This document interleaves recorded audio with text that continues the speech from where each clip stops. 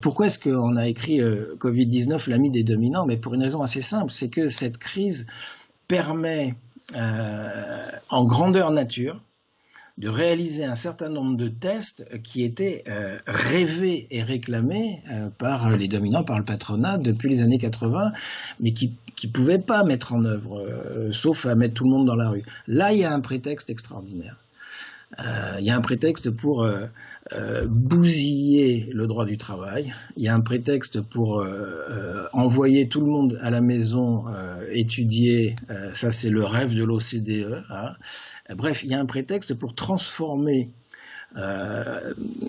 en marché, en marchandise, des services publics, c'est-à-dire des choses qui jusqu'à maintenant échappaient à la marchandise. Le directeur de l'ARS du Grand Est, je ne sais pas si vous avez vu ça, qui a fait savoir qu'il n'y aurait aucune raison d'arrêter le processus de modernisation et de performance de l'offre de soins hospitaliers après cette crise sanitaire, et que donc on maintenait la suppression de 599 postes au CHU de Nancy et 275 lits.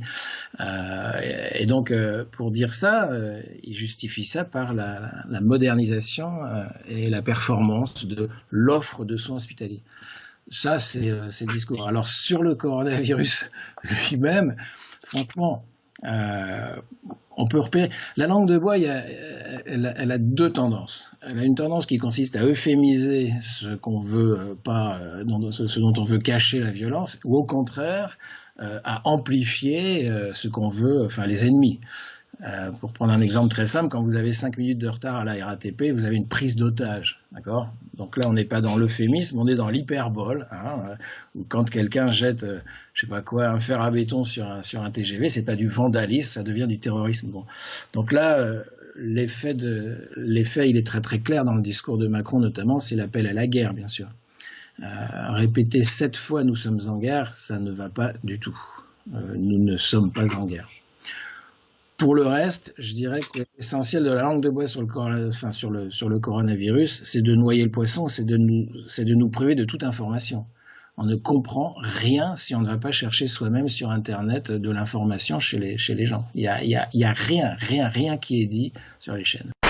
Le projet est extrêmement simple. Enfin, je veux dire, il s'agit de transformer une politique de soins, une politique de profit sur l'offre de soins.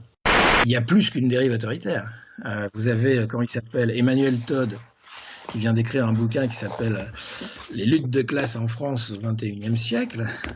Todd parle de dérive fascistoïde de la Macronie.